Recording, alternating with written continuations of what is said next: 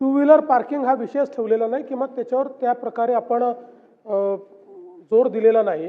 त्यामुळे आज अनेक ठिकाणी जेव्हा आपण विशेषतः इलायची सारखं बांधकाम करतो त्या ठिकाणी टू व्हीलरचं पार्किंगच नाही आणि मग सगळ्या लोक दिसेल त्या ठिकाणी टू व्हीलर पार्किंग करतात। त्यांनी जे सांगितलं तेही खरं, बीडीडी ते आमच्या लक्षात आलं, नंतर आपण ते त्याच्यामध्ये इन्क्लूड करून घेतलं आणि म्हणून त्या संदर्भात नगरविकास विभागाला आणि मुंबई महानगरपालिकेला सूचना देऊन आपल्या DCR मध्ये तशा प्रकारचा काय बदल करता येईल हा प्रयत्न आपण करू। दुसरा मुद्दा जो प्रसादजींनी मांडला की SMS उशिरा येतात, हे खरं आहे, काही बाबतीत असे घडलेले एक महिन्यांनी SMS आले आहेत।